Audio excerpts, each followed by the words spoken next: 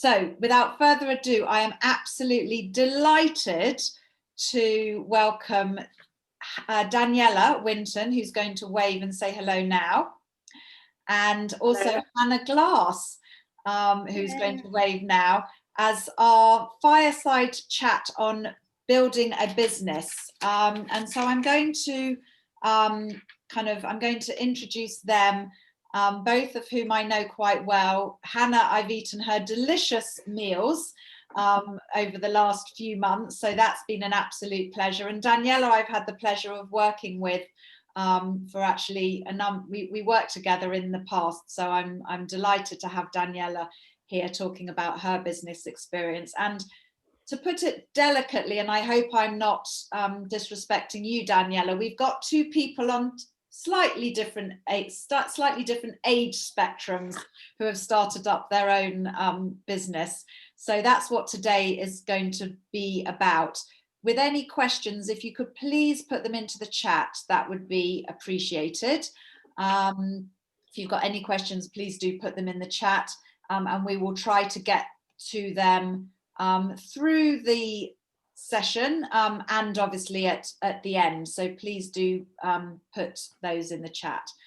So I'm going to hand over first of all to our more experienced business owner, Daniella, who is going to just give a quick overview of her career and how she started and what she's done, just so you can get a feel. So Daniella, over to you. Hi, everybody. Just to give you a brief summary, and you can always ask questions if you want further analysis. I have been working for over 35 years, and I've worked for 4 different businesses across the board. So I've worked in advertising for The Observer, I've worked for a renowned recruitment company, I've worked for a psychometric testing company and a promotional gift company. In that time, I've also set up 3 separate businesses. One when I was very young, similar to Hannah, in terms of age. That was in the UK. I then set up a further business when I had moved to Israel, also in recruitment. And finally, I reset up a business here in the UK about 8 years ago, also in recruitment. 3 different elements of recruitment. The first one specializing in one market. The Israeli market was specializing in English mother tongue speakers. And now I don't specialize, I'm more of a generalist, and I work very closely with different business owners to find them the most suitable people for their businesses. So 3 different businesses that I've set up in 2 different countries. Fab, thanks Daniella. So a huge variety. So definitely for those of you who kind of want to ask Daniella questions about advantages of working for somebody else versus working for yourself, she is a great person to speak to, and I hope will provide a lot of inspiration. So thank you, Daniella. And now, Hannah, over to you.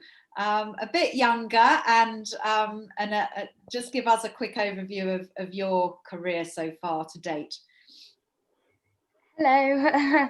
So I didn't know what I wanted to do when I left school. I thought that a business degree was pretty broad, so I plumped for that. I went to uni.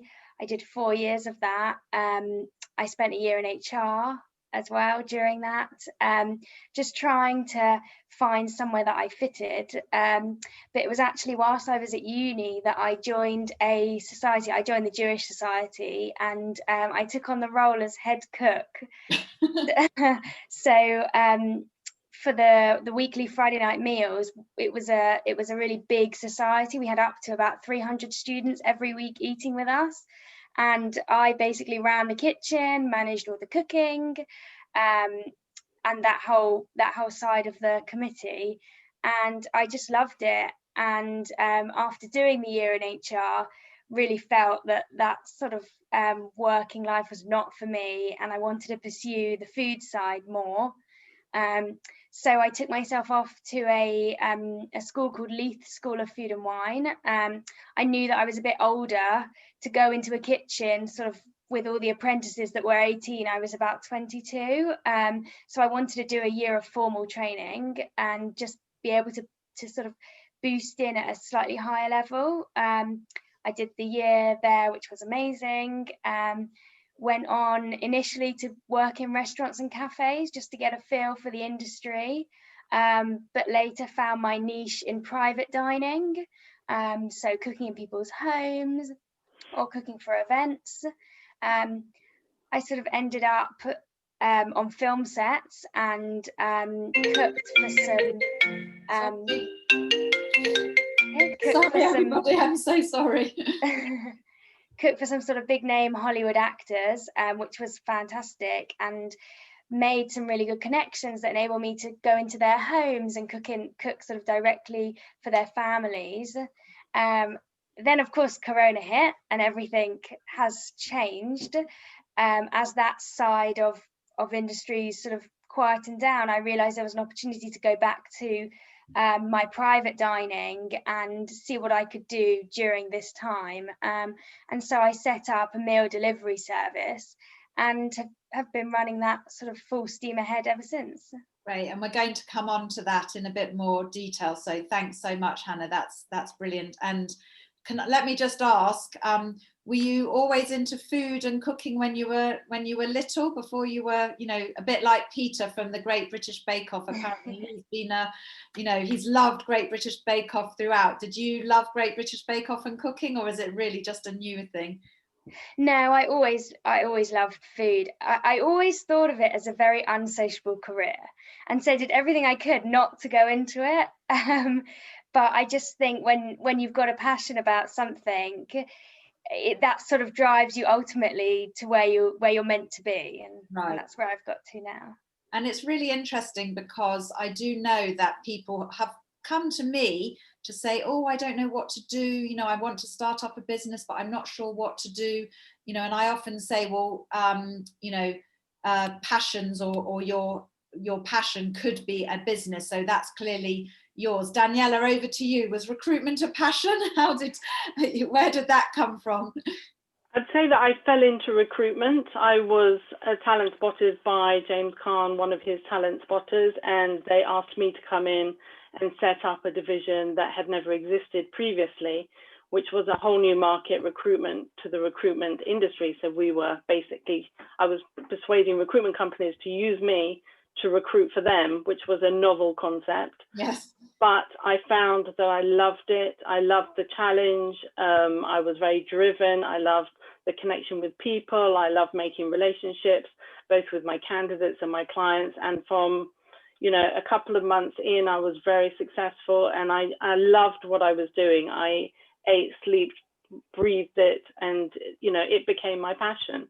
So it wasn't something I was looking for, but it was an opportunity that was presented to me, and then it became my passion and has been ever since.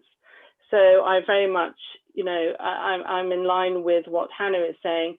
If you have a passion, that is what's going to make you the most successful, because you will follow that passion rather than just thinking of an idea. You've got to be passionate about it to make it succeed, and to be able to constantly reinvent and think outside the box. Yeah. Exactly, as Hannah has done through COVID.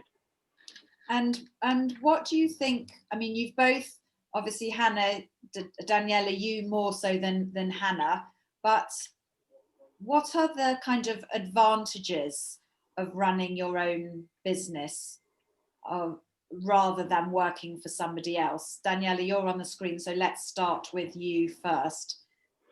I think it's very personal, but I think overall for me, and I can only speak for me, I feel that I'm a little bit more in control of my own destiny. I can run the business the way that I feel it best to run. Recruitment can be a very tricky thing to do, and I feel that I have a much better idea of how to do that with everybody's best interest at heart, my way, rather than following KPIs or the rules of many recruitment companies out there. So for me, it presents me with an opportunity to really use my passion in a way that I feel is of value to me, but it also gives me the independence that I'm looking for. It gives me the ability to really always think outside the box and make changes and adapt to new things, rather than looking at the company politics, or maybe the company's values are moving away from my own. So for me personally, it's really the only way to go. Right. Thank you. And Hannah, what about you? I mean, I know you only did a year in HR. Was that enough to put you off for working for somebody else forever? No, actually, when I left Leeds, I did go into some kitchens and work for someone else. I wanted to experience, I wanted to learn, and everybody told me that's the way to do it, and it was great. But I would agree with Daniella about having the control, for me, I was able to do more of the jobs that I wanted to do, manage my time in my own way. And actually the food industry has a really bad reputation for sort of quality of work and balance and just being treated in jobs. And I really wanted to run a business or a company that did that well. And I had sort of aspirations to do it better than I felt I was seeing in the industry. But I just think overall for me it was the fulfillment side of it, because my name is my business, and the success, when you're successful, and when I receive feedback from someone, a client might not even realize how it makes me feel, to just a small email that they've enjoyed their meal. It's so fulfilling, and it just makes you think, I did that success, I took it from nothing to here, and I've made that for myself. And I think that's been the sort of driving force and the reason that I've continued to want to run the business. Yeah. I have to agree with, sorry to interrupt, I have to agree with Hannah in every aspect of that. Even recruitment can have quite a bad name as an industry.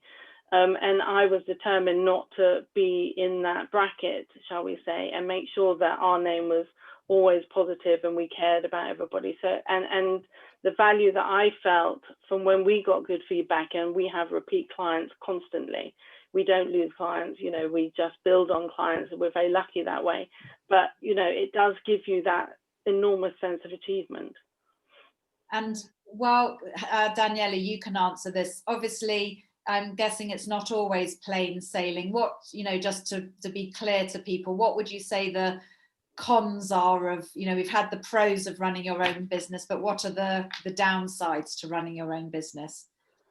I think you have to, go in with your eyes open, knowing that there are going to be peaks and troughs, and you have to be prepared for the troughs, and you have to be prepared financially. You have to be prepared mentally. Your family has to be aware of the fact that you're going to be making sacrifices, both financially and in terms of presence. You have to be, if it's your own business, you have to be on it 24/7. Not necessarily working 24/7, but you have to be available 24/7, even in recruitment. I could not have done this business part-time, which is why at some point in my career, I stepped away from it, because I felt that I couldn't give it 150%. My children were extremely young, and I felt that I needed to take some time out and work part-time, well, 3/4 time, rather than being 24/7 available with my own business, having very, very small young kids. But as my kids became older and I realized I was able to work 24/7 as such, again, that's when I restarted my recruitment business, knowing that I had that ability. I think you have to understand that you can't do it you can't run your own business. It's not you can't, I hate to say you can't. Everything is possible in my eyes, but it is extremely difficult to run your business part-time. I guess depending on your financial goals and ambitions, if you want it to be where you're earning a proper lifestyle, I'm guessing what you mean. Yes, yeah. Yes. And also from a reputation point of view, you can't have a business where you're not available, but you're in charge of that business. Yeah. It doesn't work. If people want to get a hold of you. Go on, Hannah, sorry. Yeah, sorry, I found that hugely. And it can be quite overwhelming that you have to be on it 24/7. As much as you might want to take a break or a holiday, it's really very difficult to not be responsive. It's almost impossible. You have to, but if you're passionate and you choose a business that you're passionate about, it's much easier than if you're just trying to run a business. You know what I mean? If you understand the needs of your clients and your customers, and you understand the process of your business, you know, that's what you've got to take on board when you decide to run your own business. Yeah. Hannah, any other downsides for you? I think just one more being that what I found in my business, and I think probably in most businesses, especially at the beginning, is you are responsible for everything. Everything falls to you. And even if you have someone helping you out here, an employee there, overall, you need to know every aspect of your business inside out and make, you know, the right decision for every single thing. And maybe it sounds a bit simple, but it can be quite a lot to manage. You can, you know, you can run yourself ragged trying to do one side, and there's a whole nother side of the business that you've got to still maintain. And it's like, it sort of comes to the same as it's very difficult to not be to sorry it's very difficult to take a break or to do it on, you know, to do things alongside it, because your focus has always ultimately got to be on the business. And I think that's something I've learned, especially as I've, for example, had a chef leave, and therefore things that somebody else was doing, I then have to pick up. Everything falls to you, and you have to make sure you can manage that yourself. Yeah, I think that's a really good point. And I think a lot of people who, you know, funny enough, I started at, like Daniella, she was at the Observer, I was at her competitor at the Independent newspaper. And so what started my life in a very corporate setting where you had an HR department, obviously finance, you know, editorial, marketing. And so, you know, you say, oh, can you do this? Can you do that? But was when you're, and I've then also went to start my own sales training, business development and marketing consultancy. You have to do everything yourself. So you're wearing the finance hat, the marketing hat, the sales hat, the delivery hat, which both of you are also doing. And I think that's one aspect that I always say to people, you know, is you've got to wear all of these different hats. So even though you like doing the cooking or the recruiting, you've also got to do the bits that you don't want to do. And so how do you deal with that? Let's go to you, Daniella. Are the bits that you enjoy more and less? How do you deal with the things that you don't enjoy? It's got to be done. I mean, I clearly enjoy the recruitment and the relationship side of things much more. But I'm okay to do, I mean, the admin for me is not my favorite. You know, if I have a good call, do I want to spend 10 minutes typing up, you know, how that call went, putting it in the database, etc. It's not my idea of, you know, fun, but that's part of the job. So you've just got to get on with it. You know, if one of my colleagues misses a call, I've got to pick up their calls quickly be able to, you know, get into where they were at and how they were doing things. It's part of the role. When you're working in a company, you've just got you're just responsible for your little area. When you're managing your own business, you know, you're right, it's the accounting, the admin, the HR, the managing of people, the leadership, making sure that the relationships are managed well. Yeah. But it is what it is, and that's part of building a business. So you've got to be able to multitask in that way. And if, you know, I'd say 80% of this business I love, and 20% it's got to be done. And you've just got to deal with it. It's that simple. And Hannah, what about you?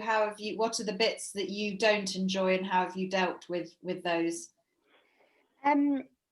So obviously I love all the cooking side, and actually the more I've done it, the more I've loved building the relationship with the client and working through menus and finding the right thing for them. But the finance side is interesting. I've actually found the marketing side quite difficult, which we've had a lot of discussions on. Yeah.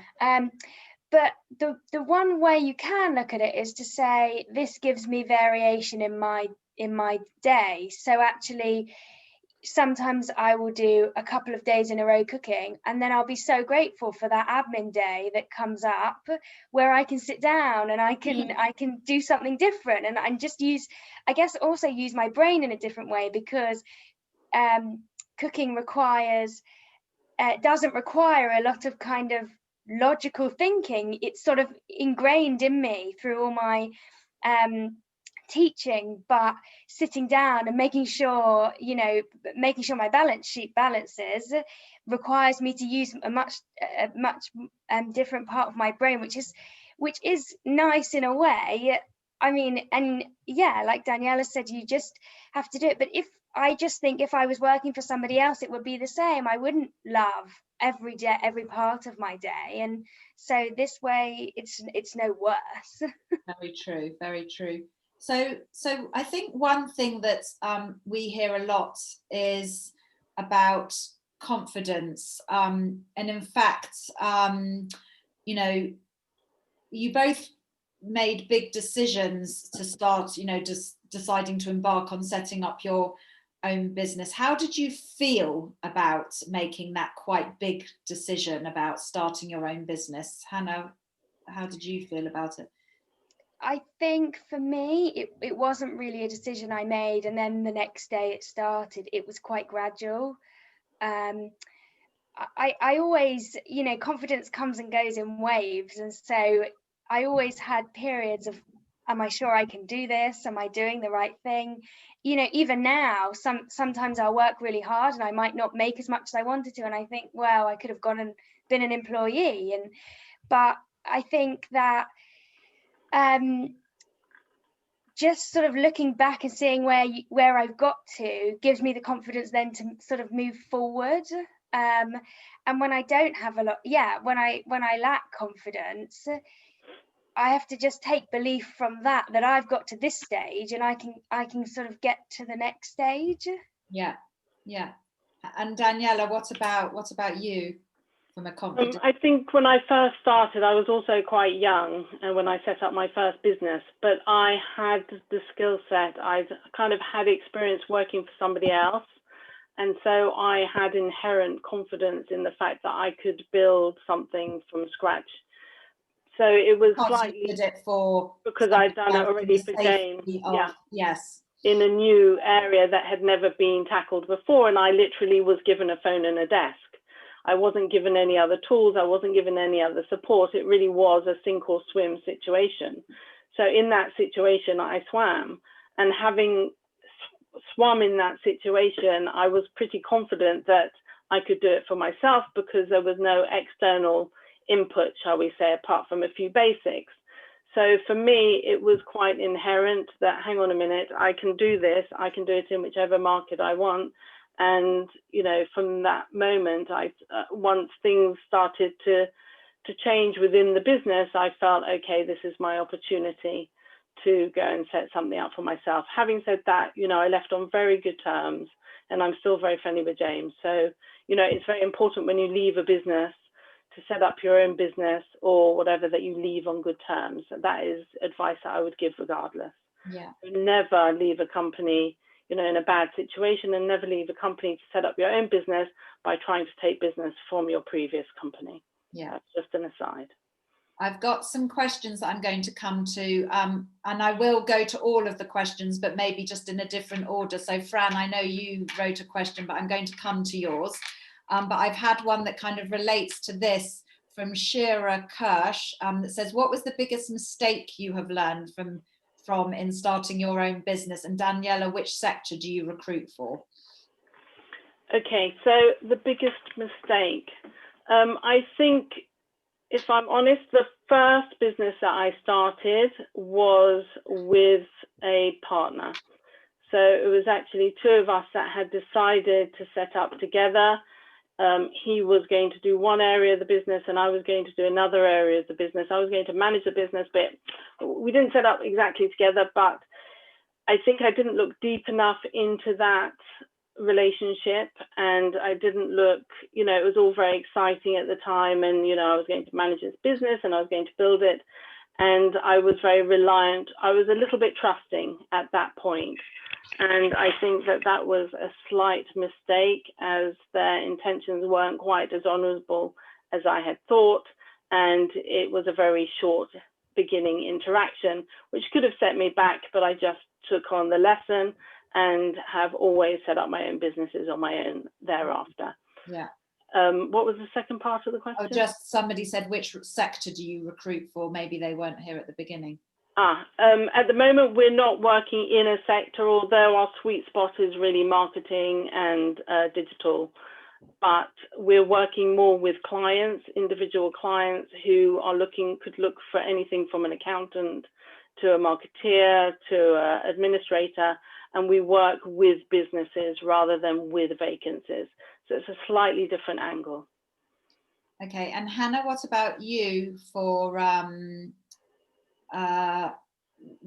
well, actually, sorry, because there's just a question saying from another Daniella saying she's currently setting up a business with a partner. So what do you suggest to avoid, you know, the mistake, I guess, or the problem that you encountered? I think you need to know your partner quite well. I think you need to get a legal contract in place, because throughout my career, I have seen lots of partner businesses dissolve. And whilst you come together with best intentions, I would say it's a little bit like a divorce. You know, you go in with the best intentions, but quite often after a short period of time, you see that both partners want to go in slightly separate ways, and you've got to have some kind of legal understanding and legal contract. Otherwise, it can be very, very messy and quite harmful. So, I mean, I avoided that, but it was many years ago. My advice to anybody would be take legal advice, even if you know your partner extremely well at the beginning before you get going, and put in an out clause, because you just don't know how life is going to pan out, and you know who's going to have different priorities and how the business is going to run. I see so many partnerships dissolve, so that would be my advice. Thanks. And Hannah, what about your biggest mistake? I think probably taking on too much. It's very easy to say yes and difficult to say no, especially when you know what it feels like not to have any work. But if you're running it on your own, you have to know what your capability is, what your capacity is, what your limits are. Because like we said about having to manage the business 24/7, when you're doing the job, so for me, when I'm making someone's meal, I still have to have the capacity to be able to run the rest of it. And it can just, and that can be really difficult. Like I experienced that. I think the first meal delivery I did when Corona hit was an afternoon tea, and I was sort of caught up in taking all these orders that I didn't think ahead as to, hold on a second, what is my capacity to achieve this really, to do this really well, because you don't want to do it half, you don't want to lower your quality because you've taken on too much. So I think that was quite an intense lesson quite quickly when I had to start delivering 70 teas and sort of didn't quite have the means to do that. But it's always an opportunity to learn, and if I didn't do that, I wouldn't have made the next delivery better. I would have just tried to do it in the same way. So it's really important to have those mistakes, even though they feel really awful at the time. And James Dyson, I believe, the infamous James Dyson also said you've got to learn from mistakes. So that's a really nice one. Thank you, Hannah. I'm going to take other questions here. So we've had one from Ella Lyons that's saying, I'm starting a business, hopefully the beginning of next year.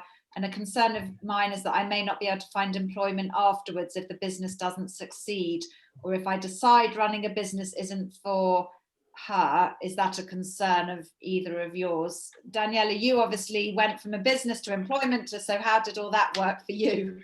I think if you're passionate about something, Ella, and you want to set up your own business and you've done your due diligence and you feel that you've got a unique selling point, you should go for it. I don't think, as a recruiter, just talking to you as a recruiter for a moment, I don't think it will go against you. I think it will definitely be seen as something positive that you've tried. The fact that it may not be for you in the end, or the fact that it won't be as successful as you thought, you put in the effort. So as far as I'm concerned, if you came to me after having, you know, run your own business for 2 years looking for a role, it wouldn't at all affect your chances negatively. In fact, I think it would have a positive effect, because you're quite young and you're going out there and you're really trying your best, and it just shows that you have, you know, you have that drive. So I would go for it. If it's a passion and you've done your research and you feel you've got a good business model, I would go for it. Great answer. See the downside. Thanks, Daniella. So we've got somebody saying, which is right, you know, so that by running your own business, can't you take any holidays or family events? I mean, hopefully you two will, you know, will embrace a bit of work-life balance, despite the fact you both said it's a 24/7. Daniella? Honestly, I take very few holidays, and when I am on holiday, I'm still working. So the only holidays that I really have, that I have full peace of mind, are Christmas Eve, Christmas Day, New Year's Day, because the rest of the world isn't working. But when the rest of the world is working, even if I'm on holiday, I check my emails, I take business calls, I take a lot less of them, but I do have to do it. Personally, I've never found a way not to be able to do it, because you're in charge of your business. You can't clock out. That is your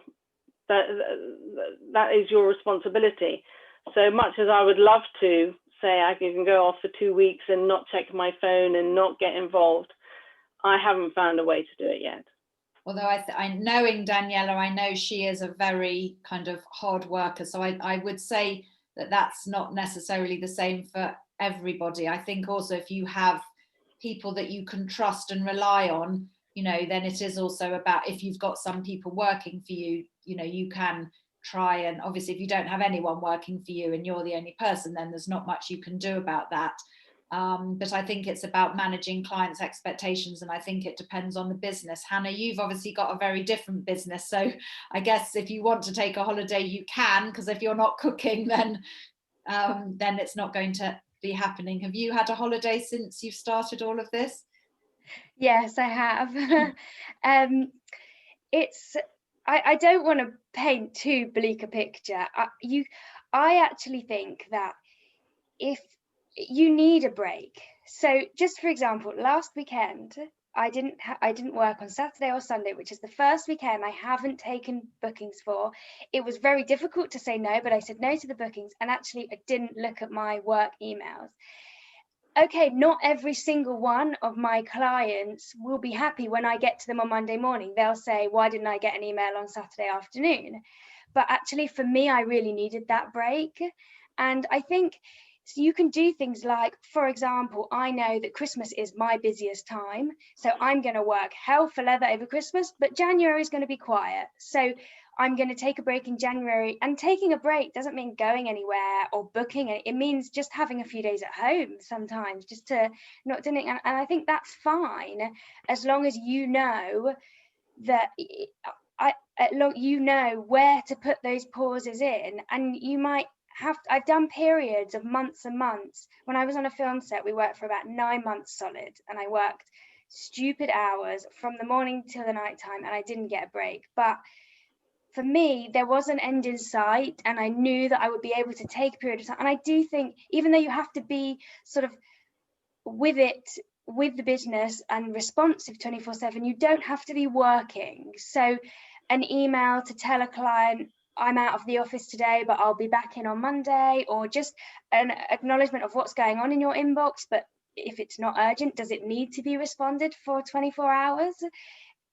That's the way I get balance.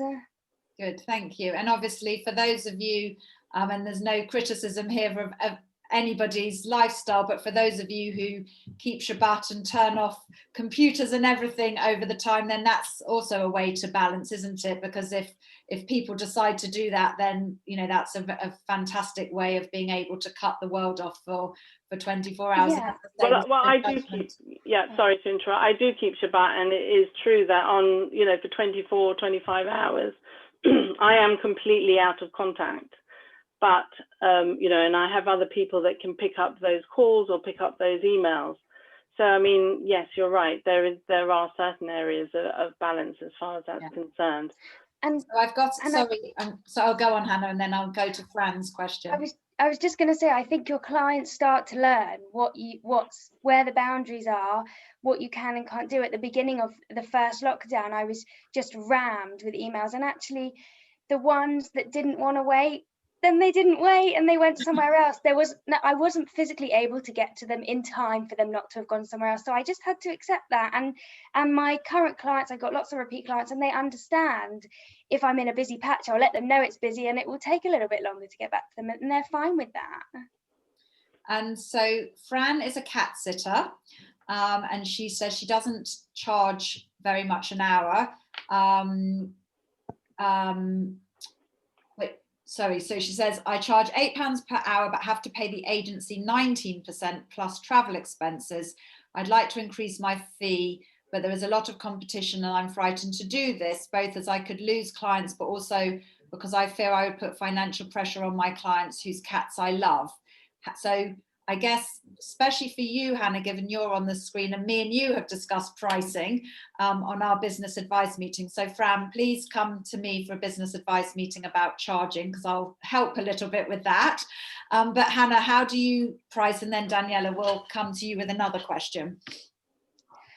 I think maybe you have to trust that your offering is worth that. At the end of the day, you're running a business and it needs to be profitable. And if there's something that you add above other people to your clients, whether it's service or the product, or you have to trust that you are worth that, and therefore your clients will pay that if they agree that you are able to provide that service that they don't want. You have to find a way to make it where they only want you. And then when they only want you, you can charge what you need to charge. So whether that's through the quality of your product, the way you serve them, the relationship you build with them, you have to find, I think that's what I've learned, to just find a way to do that and have trust in myself that I'm going out at the right price, and that that will be reflective in the sales. Daniella, any thoughts on pricing? Because recruitment is also a very competitive market on pricing, isn't it? Yes, I mean, we've always charged more. So in all the businesses that I've had, we are slightly more expensive than our competitors, but we are able to sell that as a unique experience. We're able to prove that the value that we can offer is greater than our competitors, the care that we give to our candidates, the selections that we make. And so even when we've been challenged in the past, those clients have actually accepted our higher terms. We just have to give them a business case and a proven business reason as to why we're more expensive. And you've got to know what your unique selling point is as far as that's concerned. And then you can charge more. We've done it throughout. Thank you. That's fantastic, Fran. I hope that's helpful. So what advice would you give to our audience here who might be considering, what would be your top tip if somebody's considering setting up their own business, or maybe they're on furlough or they've been made redundant, which is unfortunately a real situation from this pandemic. What advice would you give them as to if they're considering an option of setting up their own business? I'll start with you, Daniella. I would say first and foremost, it's got to be something that you truly believe in, that you're very passionate about, because that will be your driving force. That will make you want to make it successful. Once you've found what that is, then you've got to do your due diligence. You've got to be sure that you have the right skill set, the right knowledge, you've done your market research. But really, I think it all starts with understanding what is your passion, what is your driving force, where do you want to get to? Are you prepared for the ups and the downs? You're not just looking at it that it's all going to be rosy. You see what the negatives might be, you see what the bumps in the road might be, and you can live with those. And I think once you have a good understanding of all of that, you're ready to go for it. And you've just got to maintain a positive attitude, and you've got to really just drive forward and find solutions to any problems that occur along the way. Thank you. Hannah, what about you? I think setting yourself a goal is really important. It doesn't have to be an enormous one that's a year away. It could be a small one, like you're going to take one order this month or something like that, and believe in yourself, because like Daniella said, once you've found your passion, with that belief in yourself, you're halfway there. You've either got everything you need to go for it, or you work out what you need and go and wise up. I've done workshops with Work Avenue on sales. I've met with Joe to talk about marketing. I've sort of got my goal in mind, worked out what I'm lacking, got that knowledge, and then it's just the belief in yourself, because ultimately that's what will get you there, is that belief. So just have faith. Great, that's fantastic, thank you. Okay, I've got some more questions that I want to ask you. If anybody else has got more questions, please put them in the chat for Daniella or Hannah. So Hannah, you just mentioned there about finding new customers, and that is something that lots of people come to both myself and Kim to talk about. How do I go about finding new customers? How have you gone about finding new customers, do you think? I think identifying your product is important. Maybe it sounds silly, but my product, I think, was a little bit wishy-washy when I first came to you, Joe. I sort of said, oh, well, my target audience could be anybody, but actually narrowing that down a bit more and being a bit more specific about what I want to offer, even if I'm not there yet, sort of enables you to highlight, okay, who is going to buy that then? Who do I need to find? And then it's just like really putting yourself out there. Sort of the quieter you are, the less you'll get. And I really believe in the about putting energy out there and getting energy back. And the more you put yourself out there, the more noise you make, the more just little things you take part in. If you're asked to join, I was asked to join a group, just a local group, and then I sort of got some sales through that. I was asked to join a networking group. I just went for it. I sort of think just putting myself out there and going for these little opportunities, you never actually know where they're going to lead. Even if that's not the sale immediately, it might be in 6 months' time, or it might give you another lead. Yeah, and I have to give a shout out to Hannah here, because you know, she really did pivot her business very, very quickly from when lockdown happened. And I think we were chatting, weren't we, Hannah, and right at the beginning in March, and all your events cancelled in March for obvious reasons, and then you pivoted to be able to offer Mother's Day tea, which I think it was one of the first private dining caterers to do so. And I think, you know, I think that was a fantastic pivot that you made there. So you know, well done on that. And I think and you probably found clients from that, so that's a fantastic, you know, Absolutely. maybe lockdowns helped from that perspective for you. Yeah, absolutely. Just as an example, the tea, you know, my business was never about doing teas or baking or really that side. I wanted high-end clients to have high-end food at dinner parties, but that has got me the most enormous client base. Just that one offering, which was the right thing at that time, has really opened the door up to a lot more people that now want much more of what I want to sell. So yeah. And Daniella, what about you? Obviously recruitment quite different in terms of finding clients. How do you go about finding new clients? Well, originally, you know, I knew who my target audience was when we were doing recruitment to recruitment. They were, you know, recruitment companies. When I was doing English mother tongue in Israel, they were high-tech companies that were hiring English mother tongue speakers. But now that we are more open to what we're doing, we're looking at building long-lasting relationships. You know, I've brought on a couple of clients from the lift. You know, I used to work on the 33rd floor of Euston Tower. I've recently moved, but I used to work on the 33rd floor. I have 2 new clients from the lift. One was speaking in Hebrew. He worked for a cybersecurity company, and because he was speaking in Hebrew, obviously I was attracted to that, and I was determined to make sure they became my client. So I started speaking to him in English, and he looked at me like, why are you talking to me in the lift? But then I kind of made a connection, and within 2 months he was knocking on my door saying, okay, I'm ready, let's start working together.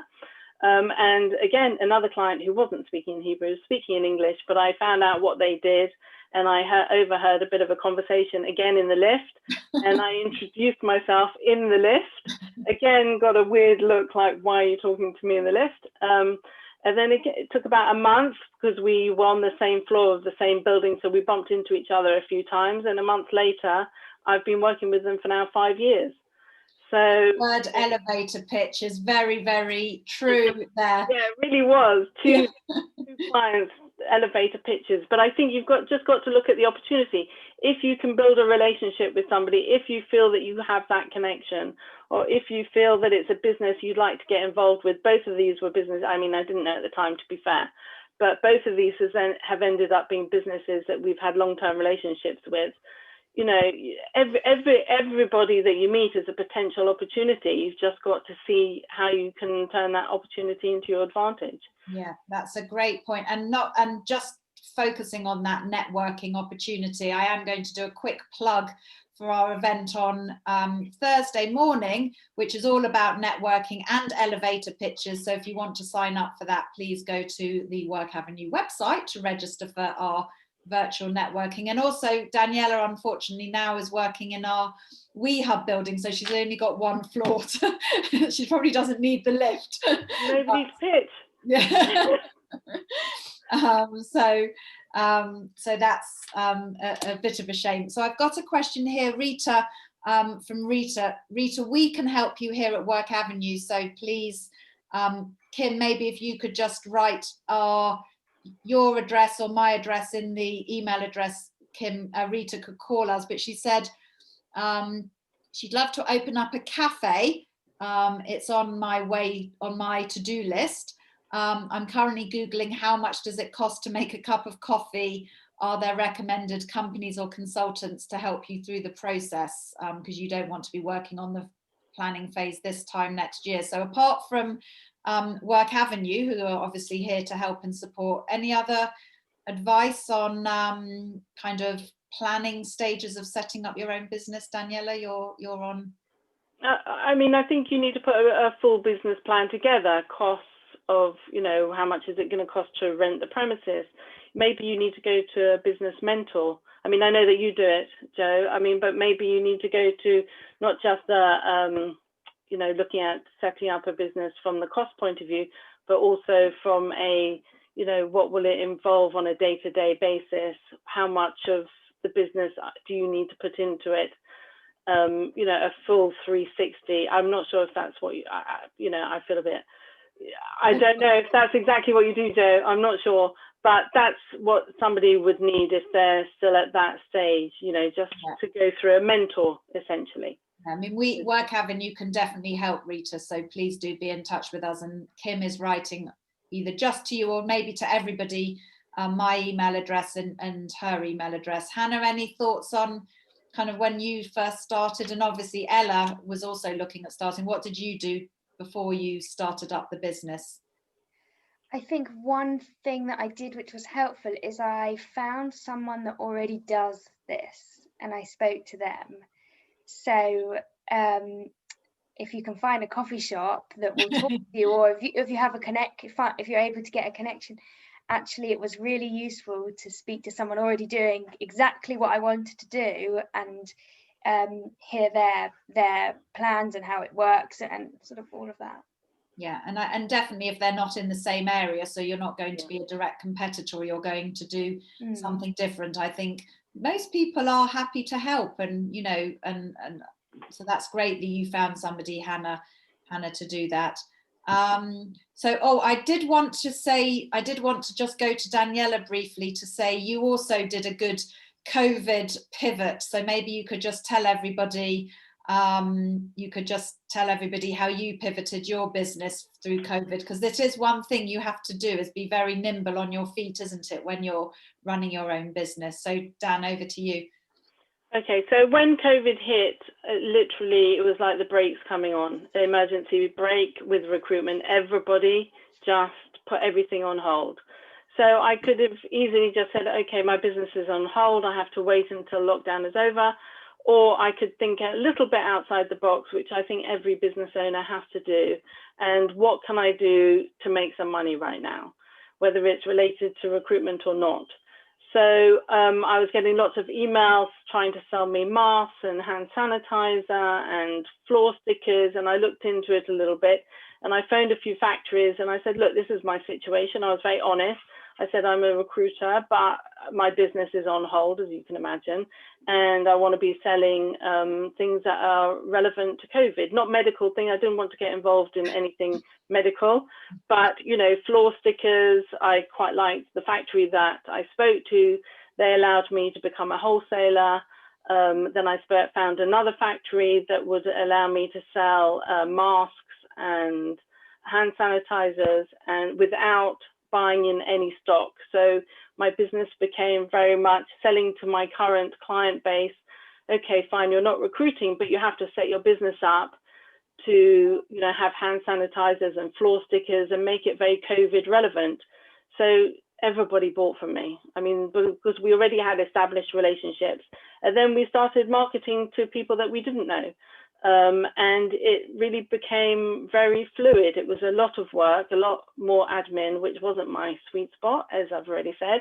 But, you know, you've got to do what you've got to do. And we sold an awful lot of hand sanitizer, floor stickers, lots, you know, we sold to doctors, we sold to, you know, charities. We sold, and you know, I was quite proud of the fact that they were using our floor stickers and our hand sanitizers. And it was, you know, it was a good business, but obviously as soon as recruitment started to pick up again, I slowed down on that. But it's got to the point where if people want to replenish, it's very easy. It's a quick email to my factory. I make a markup and they send it on. So I didn't have to buy in any stock. I didn't have to do anything as far as that's concerned. I just had to connect the two and I got the profit. So it was a good, quick turnaround that really kept us going until recruitment started to come back a few months ago. Right. So I just want to say we're coming up to 1 o'clock, which is the final session, the question and answers. Absolute huge thank you to Daniella and to Hannah, who I think have been really, really wonderful today, sharing their experiences of how they've run their business and why they've wanted to run it. I really thank you very much, and I hope the audience say thank you as well. So yes, really thank you very, very much to both of you. And yes, appreciate all your honesty and your experience. We've got some thank yous coming in now. So please do go and enjoy the final question and answer session of Work Avenue people, and have a good day for everybody that attended. Thank you so much. Thank you. All the Thanks, best. Jo. Bye. Bye.